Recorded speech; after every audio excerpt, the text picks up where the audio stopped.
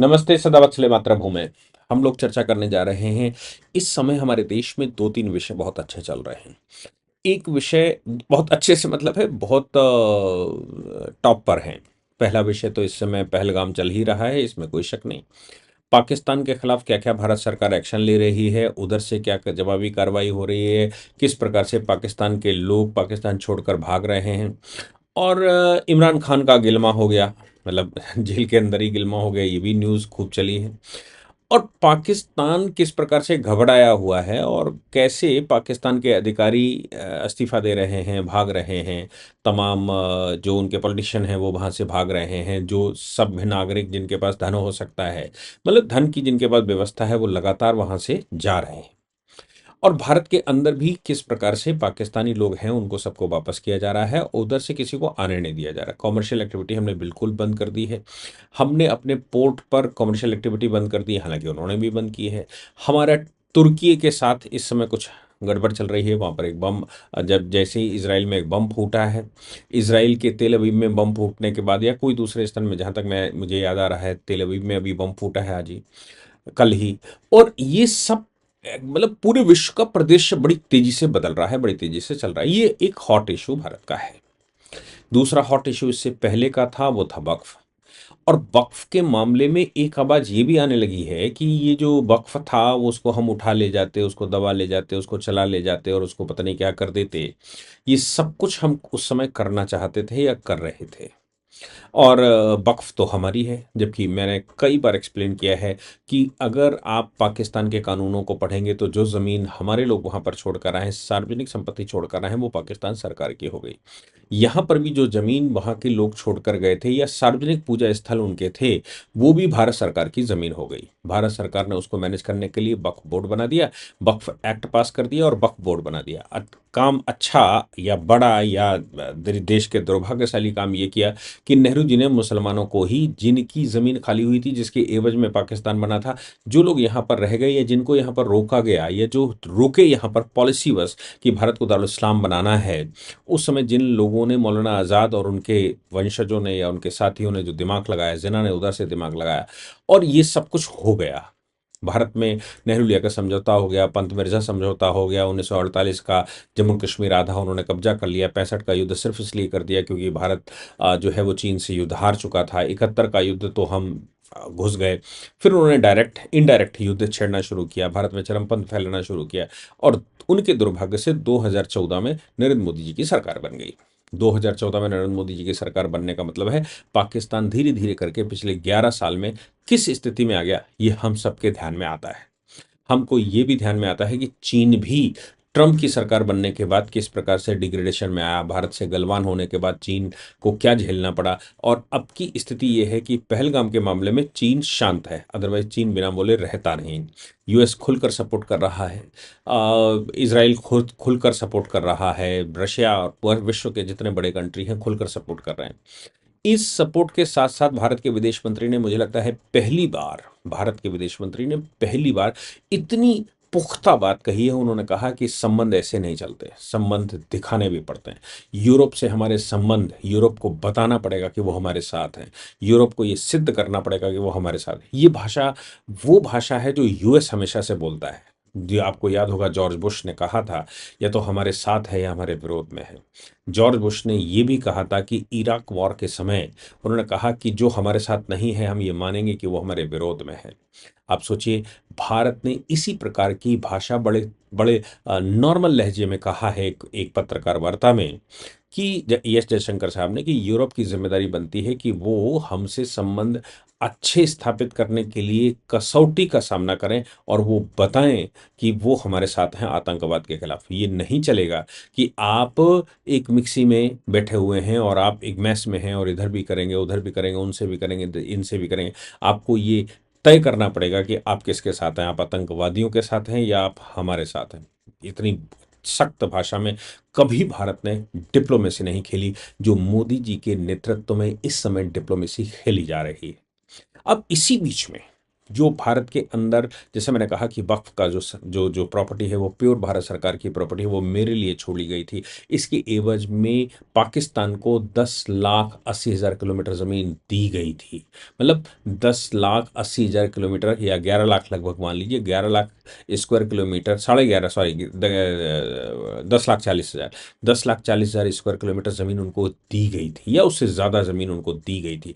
वो ज़मीनें भारत में खाली होनी चाहिए थी। भारत में खाली होने के बजाय वो फिर से मुसलमानों के ही नेतृत्व में बिठा दिया गया। अब आज तीसरी पीढ़ी होने के बाद उनको ये एहसास ही नहीं है कि ज़मीन वो ज़मीनें हैं जो वक्फ की कही जा रही हैं, जो पाकिस्तान ले गया। आज अगर उनका, जो भारत में मुसलमान रहता है, उसका क्लेम सिर्फ बनता है तो उस प्रॉपर्टी पर जो 1947 के बाद लोगों ने वक्फ बनाई हो, अपनी निजी संपत्ति को वक्फ बनाया हो। वक्फ की प्रॉपर्टी जो पाकिस्तान ले गया उसके एवज में जो भारत को मिली वो तो ले ही ली, इसके अतिरिक्त सारी सरकारी ज़मीनों पर कब्जा, प्राइवेट ज़मीनों पर कब्जा, ऊसर बंजर पर कब्जा, जहाँ उनको क्लेम करते बना, उनको पावर मिल गई तो वो दुधारी तलवार की तरह चलाई गई। वो मंदिरों पर क्लेम करना शुरू कर दिया, वो गुरुद्वारों पर क्लेम, वो उस पर ट्रस्टों पर क्लेम करना शुरू कर दिया, वो पुराने गांवों पर क्लेम करना शुरू कर दिया, और वो अत्याचार मचा दिया, जिसका परिणाम ये निकला कि मोदी जी की सरकार को उस पर संशोधन लाना पड़ा।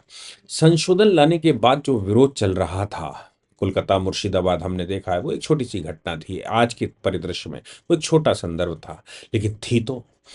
वक्फ का विरोध करने का एक और अवसर आया।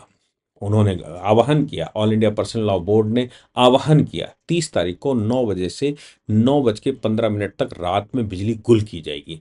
जो लोग वक्फ संशोधन के विरोध में हैं वो अपनी बत्तियां बंद कर दें। अब बत्तियां जिन्होंने बंद की होंगी उन्होंने की होंगी, हालांकि कोई ऐसी न्यूज़ नहीं बनी, कोई देश में सूचना नहीं आई जिससे ये कहा जा सके कि वाकई में बत्तियां गुल की गई थी। अब छोटी-मोटी घटनाएँ कुछ लोगों ने करी होंगी तो उससे कोई फ़र्क नहीं पड़ता। मेजॉरिटी मुसलमानों ने भी, मुझे नहीं लगता कि किया गया था। लेकिन सिस्टमैटिक तरीके से वो कैसे सिद्ध किया जाए कि मुस्लिम विरोध में है या भारत के लोग विरोध में हैं, उसके लिए एक नया तरीका अपनाया। मैं आपको बताता हूँ कि उत्तर प्रदेश में जहाँ इतनी खतरनाक सरकार बैठी हुई है, उत्तर प्रदेश में भी खेल खेलने से बाज नहीं आए। उत्तर प्रदेश की घटनाएँ इसलिए सामने आ पाई हैं क्योंकि योगी जी की सरकार है, उन्होंने उन विषयों पर एक्शन लिया है। लेकिन बाकी प्रदेशों में ये घटनाएँ निश्चित रूप से हुई होंगी। हालाँकि मैं जैसे कह रहा हूँ कि जो उन्होंने किया वो नेग्लिजिबल था, लेकिन था। अब मैं आपको बताता हूँ कि उत्तर प्रदेश के कानपुर और मेरठ, हम सब जानते हैं उत्तर प्रदेश में कानपुर और मेरठ बड़ा खतरनाक एरिया माना जाता है दंगे की दृष्टि से। मेरठ में वक्फ कानून का विरोध करने में 30 कॉलोनी में बिजली काट दी गई। किसने काट दी? लाइनमैन रियाजुद्दीन। तो उन्होंने तरीका जो अपनाया वो ये अपनाया कि जो उनके लाइनमैन हैं, हम सब जानते हैं लाइनमैन मोस्टली सरकारी विभागों में जो तीसरी चौथी कैटेगरी का एम्प्लॉय है या जो चिपका हुआ है या जो उससे लगा, वो मोस्टली मुसलमान है। अब इसने क्या किया, लाइनमैन मुसलमान है, उसने क्या किया कि सिस्टमेटिक तरीके से बिजलियां गुल कर दी। कहीं पर यह बताया गया कि नहीं आग लग गई है, कहीं पर यह बताया गया कि वो शटडाउन लेना है, कहीं पे कुछ और बताया गया। लाइनमैन था, वो कहता था, शटडाउन हो गया। 15-20 मिनट 25 मिनट के शटडाउन कई एक क्षेत्रों में हुए।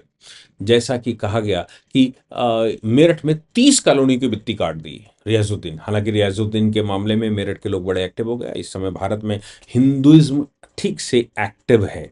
इसलिए एक्टिव है क्योंकि मोदी जी की सरकार है, योगी जी की सरकार है, उनको मालूम है कि प्रोटेक्शन मिल सकता है। हालांकि यही 10 साल पहले हिंदू भी बोलने को तैयार नहीं था, लेकिन सौभाग्य हमारा है कि भारतीय जनता पार्टी के नेतृत्व वाली सरकारें बैठ गई, और उनकी सरकारें बैठने पर हिंदू निर्भीक होकर बात करने लगा। बात करते करते इस मामले में मुस्लिम संगठनों ने, all India personal law board ने जिस प्रकार से आह्वान किया था, वो आह्वान को ध्यान में रखते हुए सारा किया गया। आप सोचिए कि इसमें जो मेरठ का कर्मचारी है, मंत्री को सूचना हो गई, लोगों ने एक्टिविटी दिखा दी, लोग उसकी वीडियो निकाल लाए, सोशल मीडिया पर चलाने लगे। परिणाम ये निकला कि इस मामले में मंत्री को संज्ञान लेना पड़ा। चीफ इंजीनियर संजय कुमार को रिपोर्ट को जांच सौंपी गई। जांच में पाया गया कि रियाजुद्दीन नाम के एक लाइनमैन ने जबरदस्ती बिजली काटी थी। ना कोई उसका रिकॉर्ड है और ना ही उसका कोई हिसाब किताब है। बिजली की रिकॉर्ड कटौती या जो रजिस्टर है उस पर कहीं मेंशन नहीं है, लेकिन बिजली कटी थी। ऐसा ही मामला कानपुर में हुआ। कानपुर में वक्फ कानून के विरोध में तो इतना तक हुआ, कानपुर के सनीगवा में, ये तक कह के लाइटें ज़बरदस्ती हिंदुओं की बंद करवाई गई और ये कहा गया कि यहाँ रहना है तो मेरे अनुसार रहना है, वक्फ का विरोध चल रहा है, तुम्हें हमारे साथ करना पड़ेगा, अगर तुम वक्फ का विरोध हमारे साथ नहीं करते हो तो तुम्हें झेलना पड़ेगा। इसलिए जबरन बत्तियां बंद करवाएंगी। हालांकि जैसे ही बजरंग दल के कार्यकर्ताओं को ये पता लगा कि इस तरह का खेल चल रहा है तो वो एक्टिव हो गए, पुलिस को सूचना दे दी, पुलिस एक्टिव हो गई, सिस्टम एक्टिव हो गया और परिणाम निकला कि बत्ती जो जो जो जबरदस्ती बंद करवाई गई थी उससे पहले ही लोगों की बत्तियां जलवा दी गई, गुंडागर्दी नहीं होने दी। ये उत्तर प्रदेश में हुआ। ऐसा ही उत्तर प्रदेश का आपको याद होगा चंदेश्वर का हाथा, 2 साल पहले चंदेश्वर के हाथे में एक बड़ी घटना हुई थी। ये सीएए का विरोध चल रहा था, चंदेश्वर के हाथे में एक बड़ा वर्ग सीएए का विरोध करते हुए मस्जिद से निकला और निकलने के बाद चंदेश्वर के हाथे में घुस गया। चंदेश्वर के हाथे को खत्म करने का प्रयास उस समय का था, इशारेबाजी हुई, पत्थर चले, बम चले, सब कुछ किया गया, क्योंकि वो मुस्लिम एरिया में अकेला एक हाथा है जो कि पूरे क्षेत्र में हिंदुओं का प्रतिनिधित्व करता है और 100-150 परिवार हैं, बहुत ज़्यादा परिवार नहीं है। तो उनका मानना ये है कि अगर ये चंदेश्वर का हाथा खत्म कर दिया जाता है तो पूरे क्षेत्र में एक क्षत्र मुस्लिम राज्य हो जाएगा। इसलिए चंदेश्वर का हाथे को खत्म करने के लिए प्रयास हुआ, लेकिन वहां के जाबाज बच्चों ने, 10-12 बच्चे ही उस समय थे क्योंकि लोग नौकरी पर गए हुए थे, उन्होंने डटकर मुकाबला किया। पीछे से पुलिस आई, योगी जी की सरकार थी और सारा मामला उस समय हैंड ओवर कर लिया गया। बच गए बच्चे।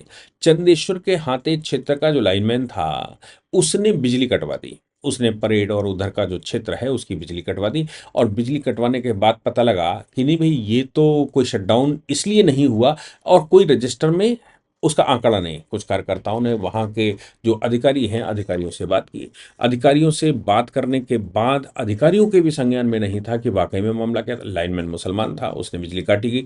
जब रजिस्टर चेक करा गया तो उस पर कहीं चढ़ा नहीं है, जब उनकी जो जो बुक मेंटेन होती है उस पर कहीं है नहीं, जो ऑटोमेटिक सिस्टम होते हैं उस पर ये तो है कि लाइन कटी है, लेकिन ये नहीं है कि लाइन क्यों कटी। लाइन फ़ोन जो करता है उसका नाम एंट्री की जाती है, उसका से ऑटोमेटिक सिस्टम से चलता है, फिर उस पर कार्रवाई होती है। लेकिन कुछ लोगों ने, उनका कहना है कुछ लोगों ने फ़ोन करके ये बताया कि साहब वहाँ आग लग गई है। आग लगने की घटना सूचना जब कंट्रोल रूम में दी गई तो कंट्रोल रूम का पहला रिएक्शन ये होता है कि वो लाइन काट देता है, क्योंकि घटना सही हो या गलत हो लाइन काटने में कोई बुराई नहीं। उन्होंने लाइन काट दी। लाइन काटने के बाद वो 9:27 पर, 8:58 पर लाइट काटी गई, 9:27 पर लाइन दोबारा जोड़ दी गई और पता लगा कि वहां कुछ हुआ ही नहीं।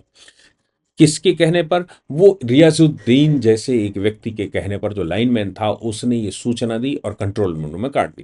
कार्यकर्ताओं ने अधिकारियों से पूछा क्या क्या केस को भी सहयोग कर रहा है, कानपुर इलेक्ट्रिसिटी जो जो और वो है संगठन है, क्या वो भी सहयोग कर रहा है वक्फ संशोधन बिल के विरोध में उन लोगों का जो all India personal law board से हैं? उन्होंने कहा नहीं, ऐसा नहीं कर रहा है। पता लगा कि मामला रफा दफा करने के लिए भी अधिकारी एक्टिव हो गए हैं। अधिकारियों को खुद नहीं पता, लेकिन ऐसा मेरठ में नहीं हुआ। मेरठ में कार्रवाई हुई, वो व्यक्ति निपटाया गया और उसका संज्ञान लिया गया। मुझे लगता है कि ये जो वक्फ का या कोई भी विषय है, सरकारी दफ्तरों में जो जिहादी मानसिकता के लोग घुस गए हैं, उन हर एक जगह पर, चकेरी के बाहर, चकेरी से मतलब है कि कंटोनमेंट बोर्ड के बाहर जहां आर्मी रहती है उसके बाहर, जहां से हमारे एरोप्लेन उड़ते हैं, फाइटर जेट्स उड़ते हैं, उनके चारों ओर बस्तियां बसा ली गई हैं। ये कहीं बड़ी साजिश का परिणाम तो नहीं है।